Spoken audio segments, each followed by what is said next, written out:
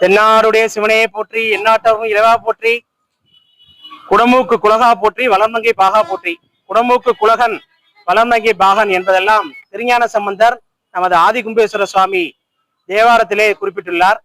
இந்த திருக்கோயிலானது திருஞான சம்பந்தர் மற்றும் திருநாவுக்கரசு சுவாமிகளால் 1300 வருடங்களுக்கு முன்னால் பாடல் பெற்ற ஸ்தலமாகும். காவிரி தென்கரை தலங்களிலே 26வது தலமாக இது திகழ்கின்றது. மகா பிரளயத்தின் போது அமுத கும்பமானது மிதந்து வந்து இந்த தலத்திலே அடைந்தது. அதனை சிவபெருமான் கிராத ரூபம் கொண்டு அந்த அமுதகுடத்தை உடைத்து அதையே சிவலிங்கமாக்கி அமுத கும்பேஸ்வரராக இங்கே எழுந்தருளுகிறார்.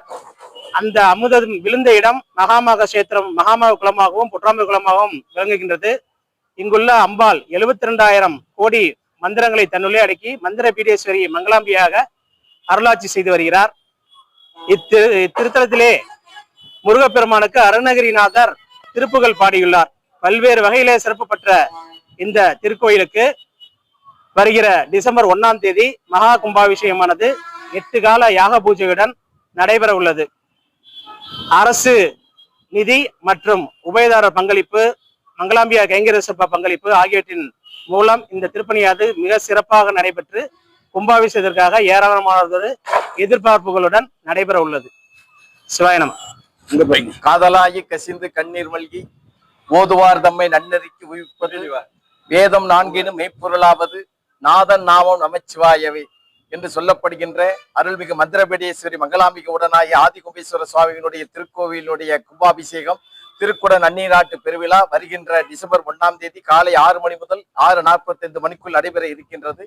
அனைவரும் வருகை தந்து சிறப்பித்து இறையொருளை பெறுமாறு அன்போடு கேட்டுக்கொள்கிறோம். 12 ஆண்டுகள் கோயிலுக்கு செல்லவில்லை என்றாலும் கூட ஒரு திருக்குட நன்னீராட்டு பெருவிழாவை காண்பதன் மூலம் 12 ஆண்டுகள் நீங்கள் கோயிலுக்கு சென்ற புண்ணியம் உங்களுக்கு கிடைக்கும் என்பதாக வேதங்கள் சொல்கின்றன. ஆகவே இந்த திருக்குட நன்னீராட்டு பெருவிழாவில் கலந்து கொண்டு சிறப்பிக்குமாறு அரங்காவலர் குழுவினுடைய சார்பிலும் திருக்கோயில் நிர்வாகத்தின் சார்பிலும் அன்போடு கேட்டுக்கொள்கின்றோம். வருகை தந்து இறையொருளை பெற அன்போடு வேண்டி கேட்டுக்கொள்கிறோம்.